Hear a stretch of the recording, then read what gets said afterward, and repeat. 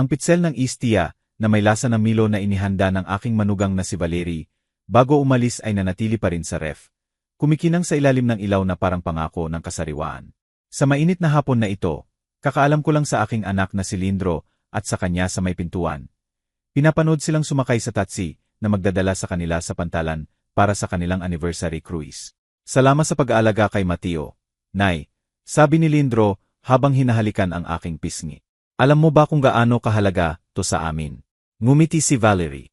Yung tipikal niyang perpektong ngiti na lagi kong naramdamang masyadong pinag-isipan. At dagdag pa niya. Nasa ref po yung Istia para sa inyo, Nay. Alam kong mahal niyo yung may Milo. Enjoy po. At naroon ako, 72 anyos na. Mag-isa kasama ang aking 8 anyos na apo na hindi pa kailanman nagsalita kahit isang salita sa buong buhay niya. Nakaupo si Mateo sa salagayan ng dati. Umaugoy-ugoy ng pasulong at paatras sa sofa. Yung paulit-ulit na galaw na sinabi ng mga doktor na sintomas ng kanyang kondisyon. Severe nonverbal autism. Ang aking magandang apo, may malalim na kayumangging mata at itim na buhok na katulad ng sa kanyang tatay. Nakulong sa katahimikan na sumisira sa aking puso tuwing nakikita ko siya. Isinara ko ang pinto ng may buntong hininga. Ang init ng Agosto ay dumidikit sa aking balat. Sige na, Mateo, sabi ko ng malakas gaya ng lagi. Kahit alam kong hindi siya sasagot. Tayo lang dalawa sa loob ng 10 araw. Gusto mo bang uminom muna ako ng Istia, tapos magluto tayo ng cookies? Patungo ako sa kusina. Naririnig ang sarili kong yabag sa makintab na tiles. Kinuha ko ang pitsel mula sa ref. Ang amber na likido ay gumagalaw ng mahina. May maliliit na bula na nakulong sa loob. Hinanap ko ang baso sa aparador nang marinig ko ang isang bagay na nagpalamig ng aking dugo hanggang buto. Lola, huwag mong inumin ang Istia. Natigilan ako. Ang baso ay nakabitin sa kalagitnaan sa pagitan ng aparador at counter. Ang boses na iyon, malinaw na boses ng bata. Perpekto. Nakakatakot na maayos ang pagbigkas. Dahan-dahan akong lumingon. Nakaupo si Mateo sa may pintuan ng kusina. Hindi na umaugoy. Wala na ang dati niyang malayong tingin. Pumwesto siyang tuwid. Nakatitig ng diretso sa aking mga mata ng may intensity na hindi ko pa nakita sa kanya noon. Bago ko ituloy ang kwentong ito, gusto kitang anyayahan sa isang mahalagang bagay. Kung nakakainganyo sa iyo ang kwentong ito, mag-subscribe ka sa channel at mag-like. Ipinapakita nito na pinahahalagahan mo ang content na ito. At sabihin mo sa comments kung taga saan ka ngayon. Ngayon na, tuloy na tayo. Mateo, bulong ko. Nadulas ang baso mula sa aking manhid na daliri at bumagsak sa sahig. Naggalat ang pirapirasong salamin. Pero wala sa amin ang gumalaw. Huwag mong inumin ang Istia na ginawa ni Mama para sa iyo. Ulit niya. At sa pagkakataong ito, lumapit siya ng isang hakbang. Plano niya lahat. Si Papa rin. Gusto nilang mamatay ka, Lola. At sasabihin nila na dahil sa puso mo. Tulad ng halos nangyari noong 2 taon. Ang aking puso, ang lantarang organong iyon na nagkaroon ng mild heart attack 2 taon na ang nakaraan sa isang family dinner, ay tumibok ng napakalakas na akala mo'y lalabas na ito sa dibdib ko. Nanginginig ang aking mga tuhod at napahawak ako sa counter. Ikaw marunong magsalita. Yun lang ang nasabi ko. Ang utak ko ay hindi makaproseso ng nangyayari. Lagi naman po akong marunong magsalita, Lola, sabi ni Mateo. At sa unang pagkakataon sa loob ng 8 taon, nakita ko ang mga luha na tumutulo sa kanyang pisngi. Pero sinabi ni Mama na kapag nagsalita ako, kapag sinabi ko sa kahit kanino ang alam ko, papatayin niya si Papa, tapos ikaw naman. Pinilit niya akong magkunwaring pipi. Pinilit niya akong manahimik. Bigla akong umupo sa upuan. Sumuko na ang aking mga binti. Hindi ito totoo. Impossible. Ang aking apo, na sinuri noong 18 buwan bilang may severe autism, hindi makapagsalita, sumasailalim sa maraming therapy at treatment sa loob ng maraming taon. Nagkunwari lang pala lahat, pinilit ng sarili niyang ina. Ang Istia, nasabi ko habang nakatingin sa pitsel na parang makamandag na ahas. Anong laman niyan? Kinusot ni Mateo ang kanyang luha gamit ang likod ng maliit niyang kamay. Hindi ko po alam eksakto kung ano. Pero narinig ko siyang nag-uusap sa telepono. Sabi niya, this time mas magiging effective kaysa noong una. Nasapat na ang 10 araw para walang maghinala. Noong una, ang heart attack 2 taon na ang nakaraan na nagdala sa akin sa ospital ng 3 araw. Matapos ang hapunan na inihanda ni Valerie. Tumayo ako nang nanginginig ang mga binti. Lumapit ako kay Mateo. Lumuhod ako sa harap niya. Binabaliwala ang sakit sa aking mga tuhod na may arthritis. At hinawakan ko ang kanyang maliit na mukha sa pagitan ng aking mga kamay. Ang mga mata niya, na akala ko noon ay tumitingin pero hindi talaga nakikita ako, ay puno ng matalim na katalinuhan at napakalalim na sakit na nagpahapdi sa aking kaluluwa. Sabihin mo sa akin lahat, sabi ko, nanginig ang boses ko. Lahat, anak. Humugot ng malalim na hininga si Mateo.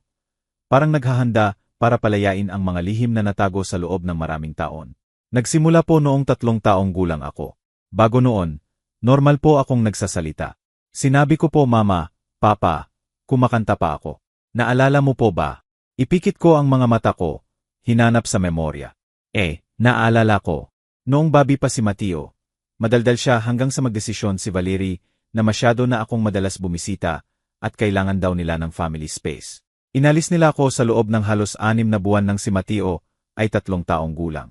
Nang pinayagan na akong bumalik, bigla na lang hindi na nagsasalita ang apo ko. Naalala ko, bulong ko. Dinala po ako ni mama sa doktor. Pero hindi po totoong doktor yon, kaibigan lang niya. May mga kakaibang test, inilagay ako sa mga kakaibang kwarto. At pagkatapos sinabi ni mama na kailangan ko nang itigil ang pagsasalita. Kapag nagsalita raw ako, may masamang mangyayari sa akin at sayo. Bakit? Ang tanong ay lumabas na parang daing. Bakit niya gagawin yun sayo? Dahil sa pera po. Sagot ni Mateo na may katakot-takot na kapanahunan para sa 8 anyos. Madami ko pong narinig. Mayaman po kayo, Lola. Yung malaking bahay na ipinamana sa inyo ni Lolo. At yung pera mula sa pagbebenta ng pabrika ng damit. Mamana po kay Lolo lahat kapag namatay kayo. At si Mama ang magkokontrol kay Papa. Tulad ng hampas na martilyo ang katotohanan ng kanyang mga salita. Namatay ang aking asawang si Ramon 15 taon na ang nakaraan. Iniwan sa akin ang family house. Isang heritage house sa gitna ng Maynila na nagkakahalaga ng millions. At ang kanyang share sa textile factory na naibenta na noon. Si Lindro ang aking nag-iisang anak. Nag-iisang tagapagmana. Pero anong kinalaman ng pagiging pipi mo roon? Kung normal po ako, kailangan tong magtrabaho ng husto si Papa. Mas kaunti ang oras sa bahay.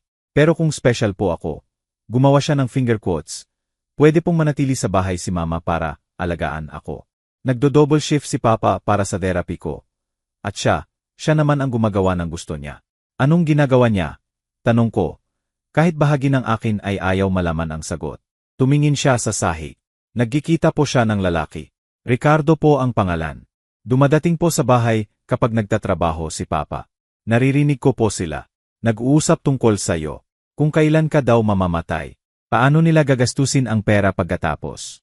Naramdaman ko ang pagsusuka na umaakyat sa aking lalamunan. Ang aking manugang, ang babaeng minahal ng aking anak, pinagkatiwalaan, pinagsamahan ng pamilya, hindi lang siya niloloko, pinaplano pa talaga ang pagpatay sa akin, at ginawa pang bilanggo sa katahimikan ang sarili niyang anak para mapadali ang plano. Alam ba ng tatay mo ang kahit ano rito? Kailangan kong malaman. Kailangan kong maniwala na hindi kasama ang anak ko sa ganitong kabuktutan. Nagdalawang isip si Mateo. Hindi ko po alam. Minsan naiisip ko na alam niya. Minsan naman parang wala talaga siyang kaalam-alam. Pero Lola, nanginig ang boses niya. Hindi rin niya ako pinoprotektahan kapag pinarusahan ako ni Mama kapag nakakagulo daw ako. Inilok niya po ako sa kwarto ng walang pagkain. Sinisigawan ako. Minsan pinagalitan niya ako ng malakas dahil sinabi ko ng aksidente na aray, nang madulas ako. Ang mga luha ay malayang tumutulo na sa aking mukha. 8 taon. 8 taon na nabuhay ang batang ito sa isang tahimik na impyerno. Nakulong sa isang malaking kasinungalingan, tinakot, sinaktan, ginamit bilang piyon sa isang madilim na laro. Bakit mo sinabi sa akin ngayon? Tanong ko. Bakit mo inilantad ang sarili mo sa panganib? Dahil ngayon talaga nila papatayin kayo. Sabi ni Mateo, matatag ang boses kahit puno ng luha. Naririnig ko po ang plano nila. Nagkruise sila para magkaroon ng alibi. 10 araw palayo. Inom kayo ng istia, magkakasakit kayo, magkakaroon ng isa pang atake sa puso. At walang magdududa dahil nangyari na dati. At ako, biglang sumira ang boses niya. Ako po ang hindi papayag na mapatay kayo, Lola. Kayo lang po ang tunay na nagmamahal sa akin. Niyakap ko siya ng napakalakas na baka nasaktan ko pa siya. Pero hinawakan din niya ako ng mahigpit. Yumakap sa aking lig. Umiiyak sa aking balikat ng lahat ng takot at sakit ng 8 taong pinilit na katahimikan. Hindi sila magtatagumpay. Bulong ko sa kanyang tainga, habang nararamdaman ko ang pagbabago sa loob ko. Ang dating matamis at sunod-sunurang lola ay unti-unting namamatay. Napapalitan ng isang bagay na mas matigas, mas mapanganib. Isang Leones na nagpoprotekta sa kanyang anak. Pangako ko sa'yo, anak. Hindi sila magtatagumpay. Nanatili kami roon, magkayakap sa gitna ng kusina. Napapaligiran ng basag na salamin at lason na istiya. Habang sa labas ay walang pakialam na nagniningning ang araw ng Agosto sa simula ng digmaan. Pagkatapos ng yakap na iyon, naglinis kami ng mga basag na salamin at itinapon ko ang buong istiya sa lababo gamit ang guwantes.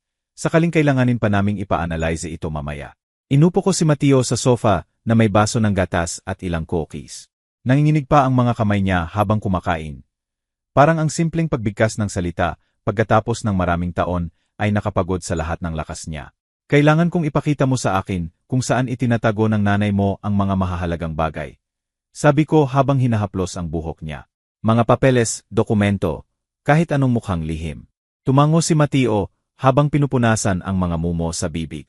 May kahon po siya sa loob ng closet niya, sa pinakaitaas na istante.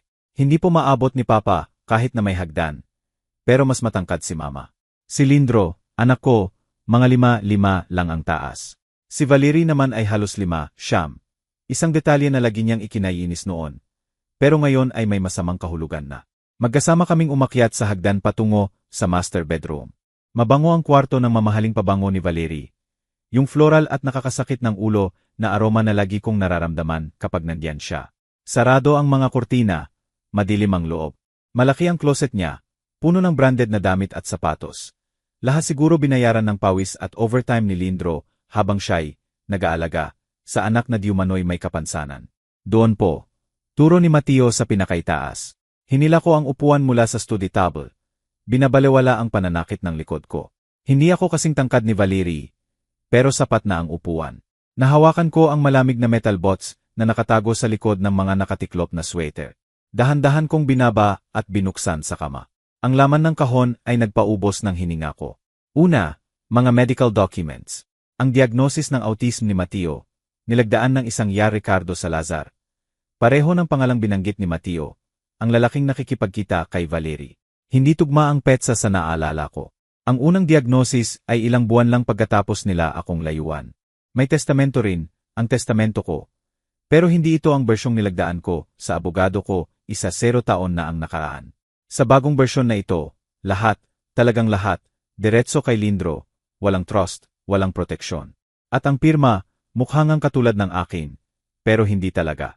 Diyos ko, bulong ko. Peke nila ang testamento ko. May mga litrato rin.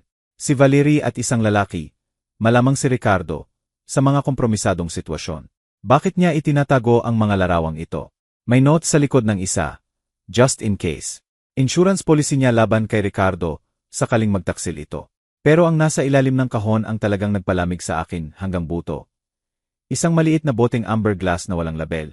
At katabi nito ay isang note sa sulat kamay ni Valerie. Digoxin 5 ml sa mainit o malamig na inumin. Nagdudulot ng natural na heart attack. Walang bakas pagkatapos ng 48 oras. Digoxin, gamot sa puso na nakamamatay sa malaking dosis dahil sa arrhythmia.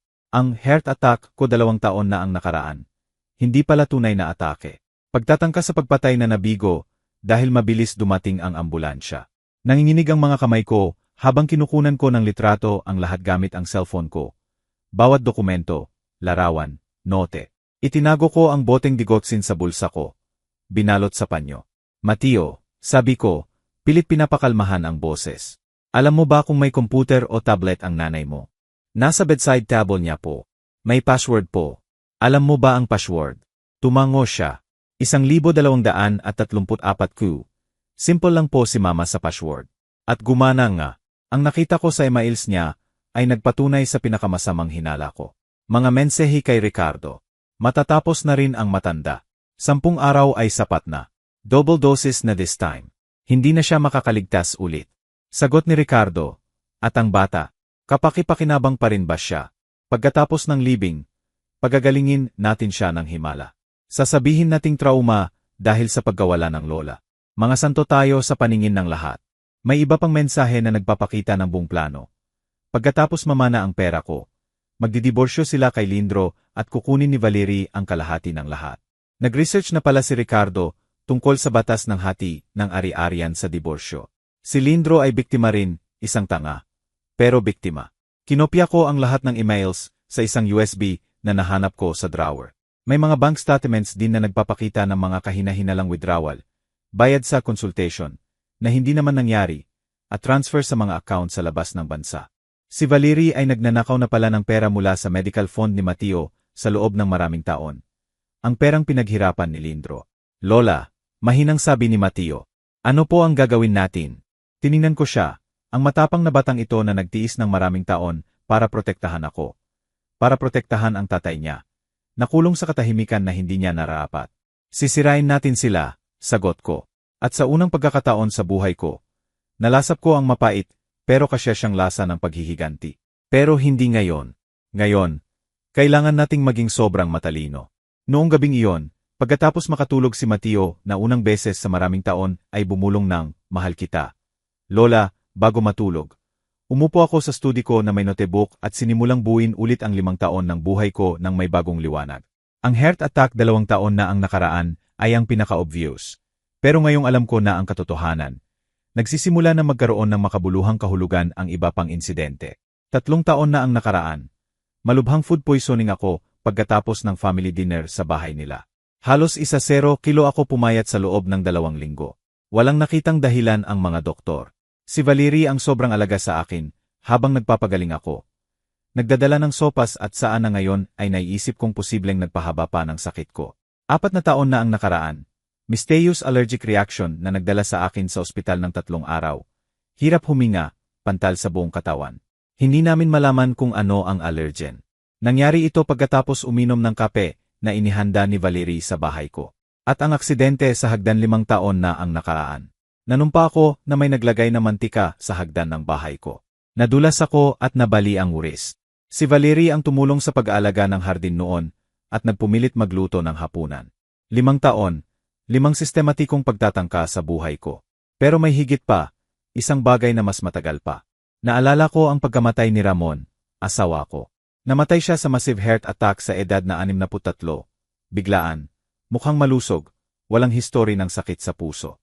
Natulog siya ng gabing iyon at hindi na nagising. Iyon ay 15 taon na ang nakaraan. 3 taon pagkatapos magpakasal sina Lindro at Valerie. Bigla akong tumayo, tumitibok ang puso ko. Hindi maaari, o baka. Bumaba ako sa kusina at kinuha ang lumang kahon ng litrato. Hinanap ko ang mga kuha sa libing ni Ramon. Naroon si Valerie, bata pa, maganda, 25 anyos, may tamang malungkot na ekspresyon. Pero sa isang larawan na aksidenteng kinunan sa burol. Nakunan siya habang nakatingin sa cellphone at nakangiti. Nalamig ang dugo ko. Bumalik ako sa study at nag-search online tungkol sa digoxin. Ang sintomas ng overdose ay eksaktong katulad ng massive heart attack. At pagkatapos ng 48 oras, halos wala makitang bakas sa standard autopsy. Namatay si Ramon sa ating kama, sa ating bahay. Si Valerie ang nagpumilit manatili sa amin noong linggong iyon dahil nasa business trip si Lindro. Siya ang nagluto ng hapunan. Naghanda ng herbal tea bago matulog para daw sa stress. Diyos ko. Bulong ko sa dilim ng study. Pinatay niya siya. Pinatay niya ang asawa ko. Biglang nagliwanag ang lahat. Pagkatapos mamatay si Ramon, ako ang nagmana ng lahat. At bilang mapagmahal na ina, natural na ibibigay ko ang lahat kay Lindro kapag ako naman ang mamatay. Kailangan lang ni Valerie ng pasensya at tamang plano. Pero bakit matagal? Bakit hindi niya ako pinatay agad pagkamatay ni Ramon? Ang sagot ay dumating na parang sampal. Mateo. Nabuntis si Valerie, hindi nagtagal pagkamatay ni Ramon. Kailangan niyang manatiling stable si Lindro. Kailangan niyang buhay ako para makatulong pinansyal. Para maging ang generous na lola na bumibili ng mga bagay, nagbibigay ng pera. Pero nang maging 3 taong gulang si Mateo at makilala niya si Ricardo, nagbago ang lahat. Hindi na kailangan pang magmalinis ng imahe. Pwede nang bilisan ang plano. Tiningnan ko ang sarili kong financial records. Sa loob ng 5 taon, nagpautang ako kay Lindro ng mahigit 1 milyon pesos para sa medical expenses ni Mateo. Perang hindi binayaran sa akin dahil daw mahal ang therapist. Fake ang therapist, fake ang doktor, fake ang diagnosis. Natagpuan ko rin ang life insurance ko na kinuha ko 1 taon na ang nakaraan. Si Lindro ang beneficiary. Magbabayad agad kapag namatay ako. Hindi lang si Valerie ang naghihintay ng mana. Naghihintay rin siya ng instant insurance payout. Ginugol ko ang natitirang gabi sa pagdidokumento ng lahat. Mga petsa, mga pangyayari, mga kahina-hinalang gastos medikal. mga pagbisita ni Valerie na tumutugma sa mga pagkakasakit ko. Bawat piraso ng puzzle ay perpektong akma sa pattern ng premeditated, sistematikong pagbatay. Kinabukasan ng alas 5 ng umaga, narinig ko ang maliliit na yabag sa hagdan. Lumitaw si Mateo sa pinto ng study, kinukuskos ang mga mata. Hindi po ako makatulog. Nanaginip po ako na bumalik si Mama at sinaktan ka. Inupo ko siya sa kandungan ko. Isang bagay na hindi ko magawa sa loob ng maraming taon, dahil lagi niyang iniwasan ang physical contact. Isa pang kasinungalingan. Mateo, kailangan kong itanong sa iyo ang isang bagay na mahirap. Tumingin siya sa akin. Narinig mo ba kailanman ang nanay mo na nag-uusap tungkol kay Lolo Ramon? Kung paano siya namatay? Nanigas si Mateo. Isang beses po, noong 5 taong gulang ako. Bago niya ako pinilit na tumigil magsalita. Nag-uusap siya kay Ricardo sa telepono. Sabi niya, madali lang ang matanda, pero mas matibay ka. Tumulo ang luha ko. Lola, tanong niya, puno ng pag-aalala ang maliit niyang boses. Ayos lang ako, anak. Galit lang, sobrang galit. At talagang galit ako. Pero determinado rin. Pinatay ni Valerie ang asawa ko. Pinahirapan ang apo ko. At sinubukan akong patayin sa loob ng maraming taon. Ngayon, ako naman ang bahala. Sa pagsikat ng araw ng ikalawang araw, habang natutulog pa si Mateo pagkatapos ng masamang panaginip, gumawa ako ng unang tawag. Hindi sa pulis. Hindi pa. Kailangan ko munang magtayo ng matibay. Hindi matitinag na kaso bago isali ang autoridad. Masyadong maagang akusasyon ay maaring bigyan si Valerie ng pagkakataong sirain ang ebidensya o gumawa ng alibi. Tinawagan ko si Ate Rodrigo Santana, ang abogado kong pinagkakatiwalaan sa loob ng 20 taon. Ginising ko siya, pero nang marinig niya ang urgency sa boses ko, nagising siya agad. Rodrigo, kailangan kitang makita ngayon. Legal emergency. Hindi pwedeng ipagpaliban. 2 oras pagkatapos, nasa opisina na kami niya. Ipinakita ko sa kanya ang lahat, mga litrato ng dokumento, emails, ang boteng digotsin, at higit sa lahat, ipinakilala ko si Mateo. Sabihin mo sa Kuya Rodrigo ang sinabi mo sa akin. Sabi ko nang mahinahon sa apo ko, na may pagmamalaki at hapdi sa parehong oras. Inulit ni Mateo ang kwento niya. Nakinig si Rodrigo na lalong lumalaki ang paggagulat at paggamuhi sa mukha. Sumusulat siya ng mga tala ng mabuti. Ito, Diyos ko, Aling Graciela. Ito ay multiple attempted murder, severe child abuse, medical fraud, document forgery. Tinanggal niya ang salamin at pinunasan ang mga mata. At kung totoo ang hinala mo tungkol sa asawa mo, baka murder pa na may prescription na. Ano ang kailangan nating gawin para maprotektahan si Mateo at maparusahan siya? Nag-usap kami ng matagal. Una, kailangan ng tunay na medical evaluation ni Mateo mula sa forensic child psychologist. Pangalawa, kailangang ma-involve ang pulis at yesbulyi ng maingat. Pangatlo, tiningnan niya ako ng diretso. Kailangan nating aetsumi ang bangkay ni Ramon. Nagreak ang sikmura ko, pero tumango ako. Gawin mo ang lahat ng kailangan. Gumawa si Rodrigo ng ilang tawag habang naroon kami. Una, nakipag-ugnayan kay Dra. Patricia Montero, kilalang forensic child psychologist. Sumangayon siyang makita kami sa hapon ding iyon. Pagkatapos, tinawagan niya ang kontak niya sa prosecution office na espesyalista sa family crimes. Ipinaliwanag niya ang sitwasyon ng general at nakakuha ng meeting kinabukasan. Iko-contact ko rin ang forensic lab, sabi niya. Kailangang i-analyze ang digoxin na iyan at magre-request tayo ng exhumation order based sa new evidence ng possible poisoning. Gaano katagal? Tanong ko. Alam kong 1-0 araw lang ang kruise nila. Kung mabilis tayo, 1 linggo. Pagbalik nila, handa na tayo. Noong hapon na iyon, sinuri ni Dra. Montero si Mateo ng 3 oras. Nakita ko siyang naglalaro, nagsasalita, sumasagot sa mga tanong ng may normalidad na labis na kaiba sa mga taon ng diumanoy severe autism. Walang autism ang batang ito, sabi ng doktor nang matapos. Halos hindi na makontrol ang galit sa profesional niyang boses. May complex trauma siya mula sa prolonged abuse, severe anxiety dahil sa constant threats, pero cognitively normal siya, higit pa sa normal, exceptionally intelligent para sa edad niya. Kaya mo bang i-document ito officially? Tanong ni Rodrigo. Isinusulat ko na ang report at i-rekomenda ko ang immediate removal mula sa custody ng ina. Isa ito sa pinakamalalang kaso ng psychological abuse na nakita ko. Kinabukasan, nakipagkita kami kay Fiscal Daniel Cortez. Ipinakita namin ang lahat ng ebidensya, dokumento, emails, litrato, video recorded testimony ni Mateo, report ng doktor. Lalong lumubog ang ekspresyon ng piskal habang binabasa. Sapat na ito para sa immediate arrest dahil sa attempted homicide, child abuse, fraud. At kung mapatunayan ng exhumation ang poisoning, first-degree murder na. Gusto ko silang arestuhin ni Valerie at ni Ricardo kapag bumaba sila ng barko, sabi ko. At immediate custody ng apo ko. Maayos natin yan. Tumango ang piskal. Makikipag-coordinate ako sa YesBLE at sa Port Police. Kailan sila eksaktong babalik? Sa loob ng 8 araw. Maganda. May sapat na oras para ihanda ang lahat ng tama. Magpapalabas din ako ng search warrant para sa bahay nila at sa klinik ni Ricardo Salazar. Sa mga sumunod na araw, namuhay kami ni Mateo sa kakaibang bubble. Pwede na siyang maging siya mismo, magsalita, tumawa, maglaro tulad ng normal na bata. Nakita ko siyang namumukadkad tulad ng halaman na matagal na sa dilim at sa wakas ay nakakita ng araw. Nagluluto kami ng magkasama, nanonood ng scene. Kinukwento niya sa akin ang lahat ng napansin niya sa katahimikan sa loob ng maraming taon. Para bang nakikilala ko siya sa unang pagkakataon. Pero nag-practice din kami. Dumating ulit si Dra. Montero ng 2 beses para ihanda siya sa susunod na mangyayari. Ang korte, ang testimonya, ang mahihirap na tanong. Magiging sobrang tapang ka, sabi ko sa kanya isang gabi. At sasamahan ka ng lola sa bawat hakbang. At si Papa? Tanong niya ng mahina. Hindi ko alam, anak. Depende kung gaano karami ang alam niya. Ang totoo, hindi ko rin alam kung mapapatawad ko pa si Lindro.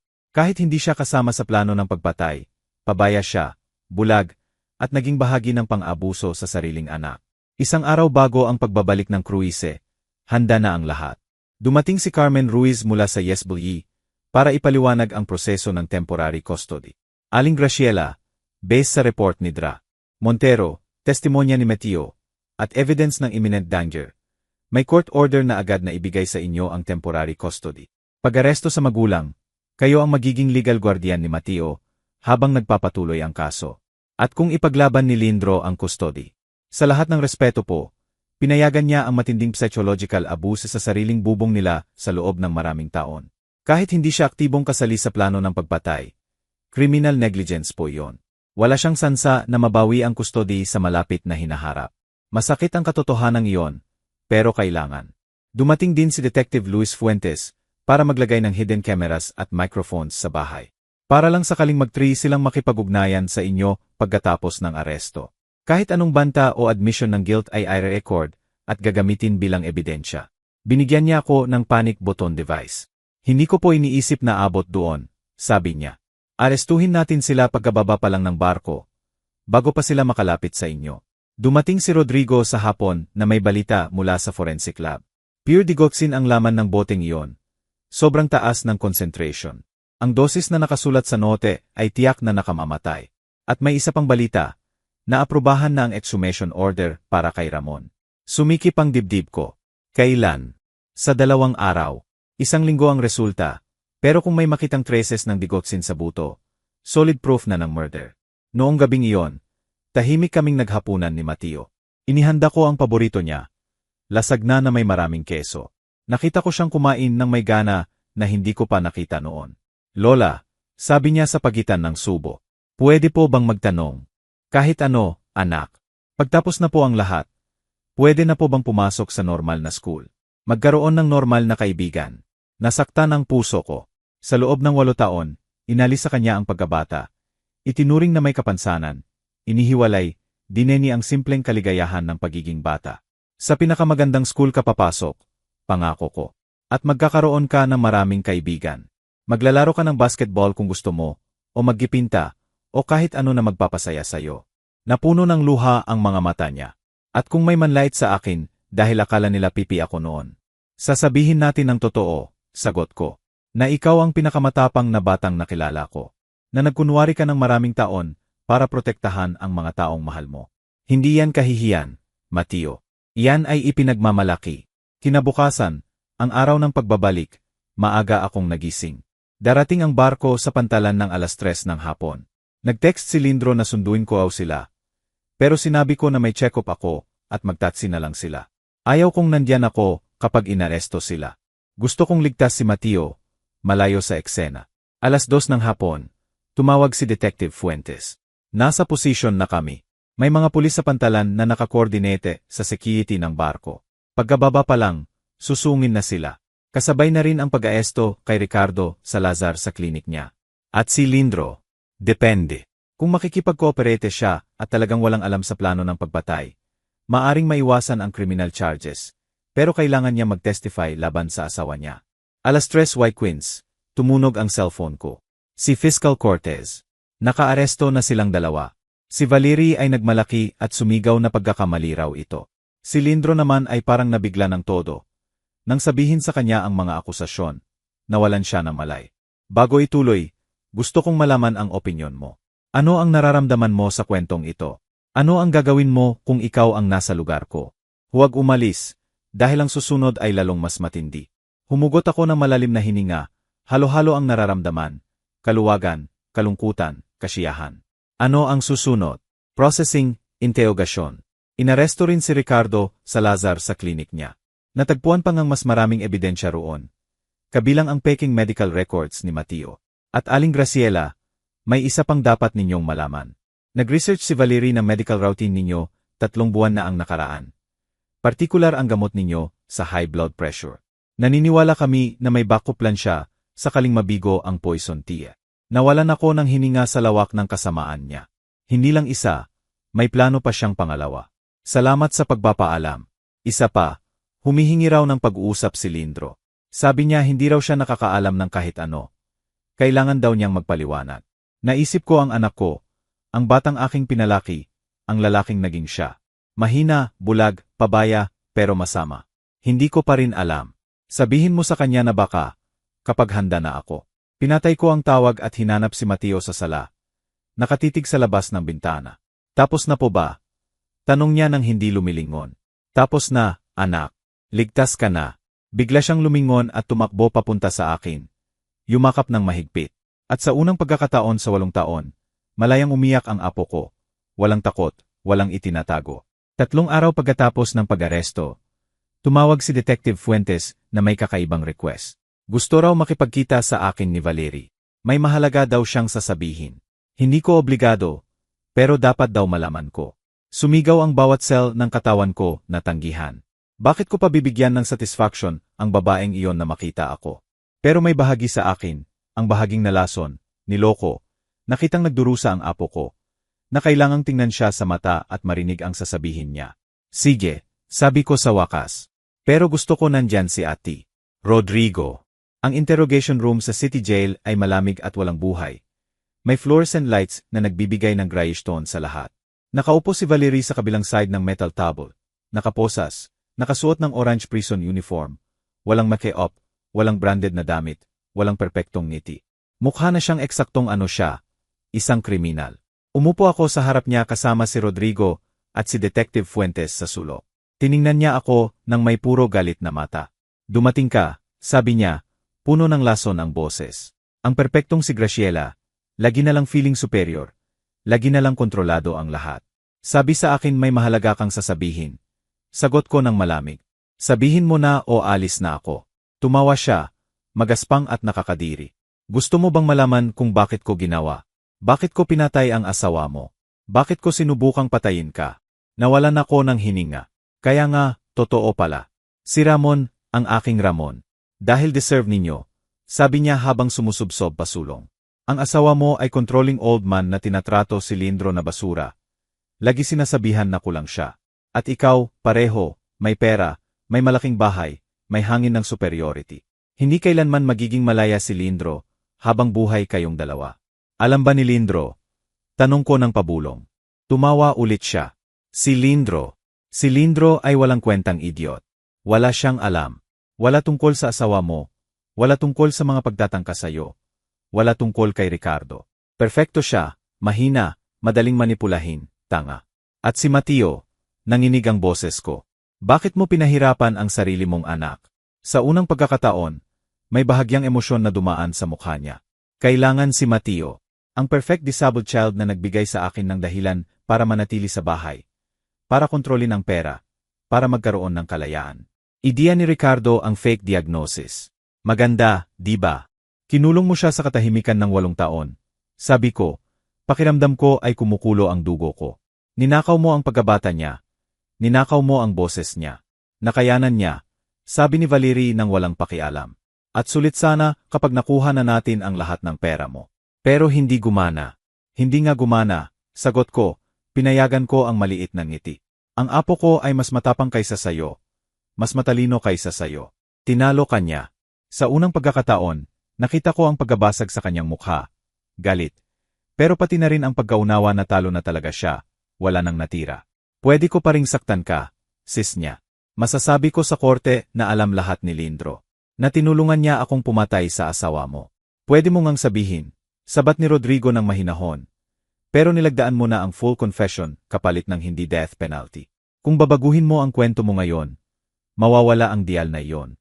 At maniwala ka, kasamang premeditated murder kay Ramon na napatunayan ng exhumation at maraming attempted murder laban kay Aling Graciela, qualified kang death penalty.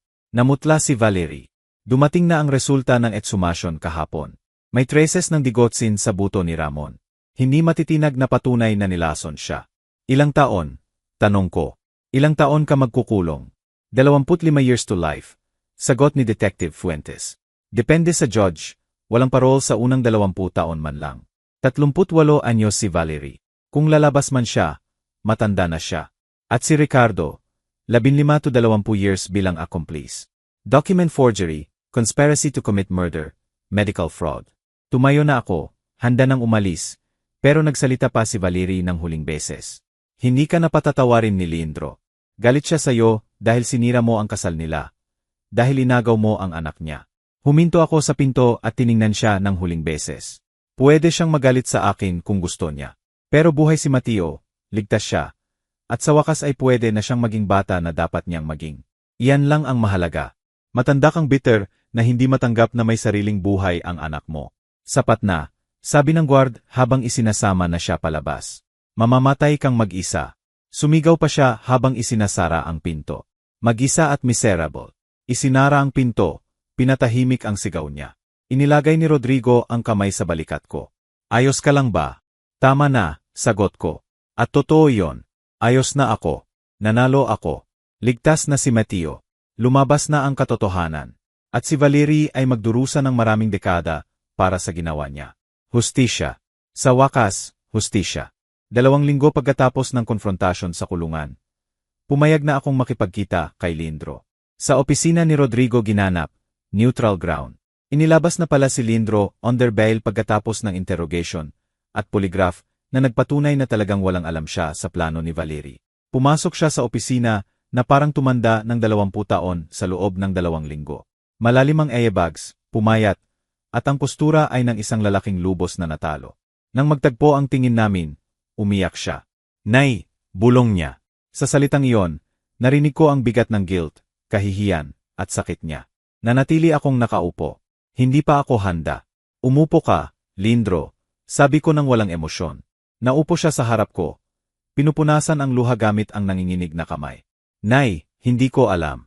Isinusumpa ko sa Diyos, wala akong alam tungkol kay tatay, tungkol sa mga pagtatangka sa'yo, tungkol kay Mateo. Alam ko, sagot ko. Napagpatunayan ng investigation. Hindi ka mamamatay, Lindro. Pero mas masahol ka pa. Pabaya kang duwag na hinayaan ang asawa mong pahirapan ang sariling anak sa loob ng 8 taon. Umiiyak na siya ng malakas. Hindi ko napansin. Diyos ko, Nay, paano ko hindi napansin?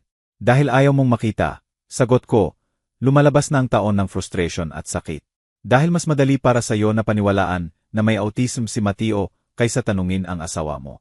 Dahil nagtatrabaho ka ng 60 oras sa 1 linggo, at pag-uwi mo ay pagod na pagod ka para mapansin na takot sa iyo ang anak mo.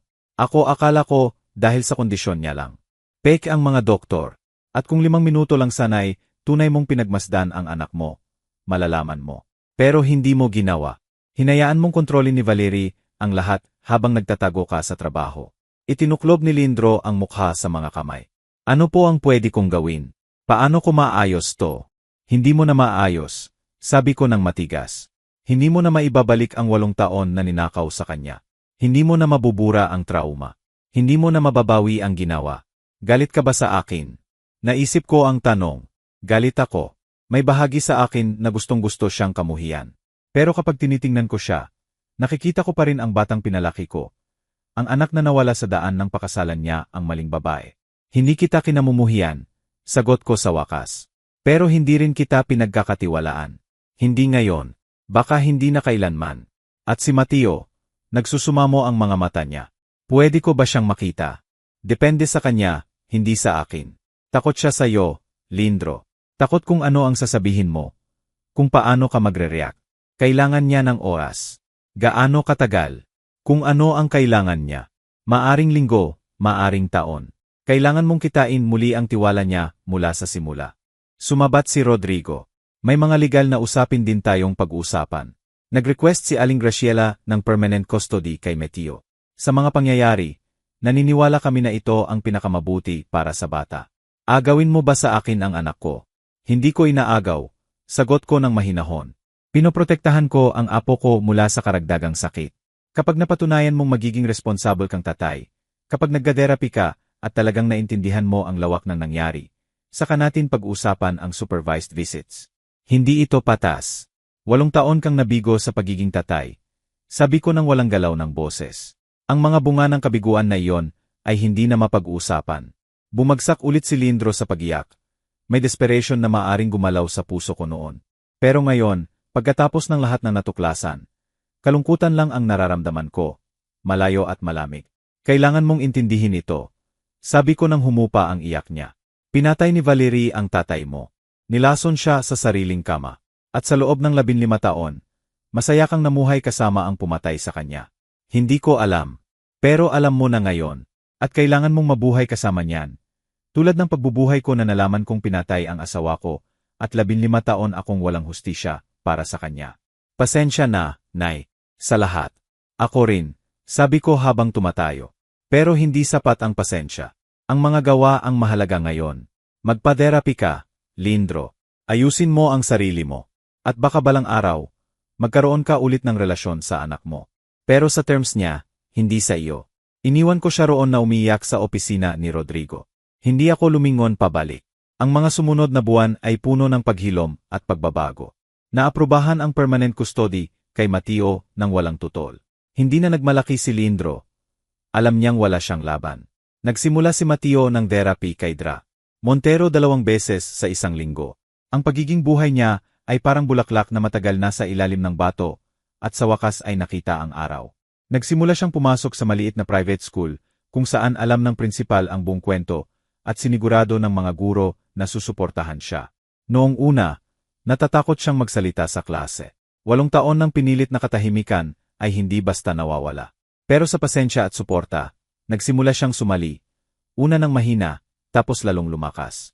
Sa katapusan ng unang quarter, nakagawa na siya ng 3 mabuting kaibigan at kasali na sa school basketball team. Nakita ko siyang maglaro sa unang laro niya at umiyak ako sa tuwa. Ang apo ko ay tumatakbo ng malaya, sumisigaw ng instructions sa teammates, tumatawa ng maka-score ng first basket. Ito ang batang dapat niyang naging. 3 buwan pagkatapos, humingi ng visitation si Lindro. Pagkatapos ng maraming therapy at usapan, pumayag si Mateo na makita siya. Ang unang pagkikita ay tense, tahimik, at awkward. Umiyak si Lindro at paulit-ulit na humihingi ng tawad. Nakinig si Mateo nang walang ekspresyon. Hindi ko po alam kung mapapatawad kita, Papa, sabi niya sa wakas. Hinayaan mong saktan ako ni Mama. Nakita mo akong umiyak, pero hindi mo tinanong kung bakit. Alam ko, sagot ni Lindro nang manginig ang boses. At gagastusin ko ang natitirang buhay ko para ikompensate yon. Hindi ko po gusto na ikompensate mo. Sagot ni Mateo na may kapanahunan na sumakit sa puso ko. Gusto ko lang maging honest ka at hindi mo na ulit hayaang may sumaktan sa akin. Nagpatuloy ang mga visitation, laging supervised, laging sa bahay ko. Dahan-dahan, napakadahan, nagsimulang muling buuin ni Lindro at Mateo ang isang relasyon. Hindi na ito katulad ng dati. Malamang hindi na magiging, pero mayroon na. Mabilis ang trial kay Valerie. Sa kanyang full confession at overwhelming evidence, walang depensa. Sentensyado siya ng life imprisonment nang walang posibilidad ng parole. Si Ricardo Salazar ay 20 taon. Tinawag sila ng judge na 2 sa pinakamasamang kriminal na nakita niya sa karera niya. Paglabas ko ng korte noong araw na iyon, parang may 1,000 kilong bigat na natanggal sa balikat ko. Hustisya. Sa wakas, pagkatapos ng 15 taon, may hustisya si Ramon at may hinaharap si Mateo. Sa gabi ng unang anniversary ng araw na binigyan ako ng babala ni Mateo, nagdaos kami ng maliit na celebration. Kami lang dalawa sa bahay na opisyal na naging tahanan naming dalawa. Lola, sabi ni Mateo habang nagsha-share kami ng chocolate cake. Pwede po bang magtanong? Lagi, anak. Masaya ka po ba? Alam ko pong mahirap lahat. Alam kong marami kang nawala. Naisip ko ang tanong. Nawala ko ang asawa ko sa kamay ng isang mamamatay tao. Nawala ko ang imahe ng anak ko na akala ko ay maayos ang pagkakalaki. Nawala ko ang maraming taon ng kapayapaan dahil akala ko ligtas ako habang nilalason pala ako. Pero nanalo rin ako ng isang bagay na walang kapalit, ang katotohanan, at ang pagkakataong may ligtas ang apo ko. Sagot ko ng tapat. Masaya ako dahil nandito ka, ligtas ka, at pwede ka nang maging ang tunay mong sarili. Mas mahalaga iyan kaysa sa anumang nawala. Ngumiti si Mateo, ang maliwanag ng ngiti na ngayon ay malayang ipinapakita, at niyakap ako. Mahal kita, Lola. Mahal din kita, matapang kong bata.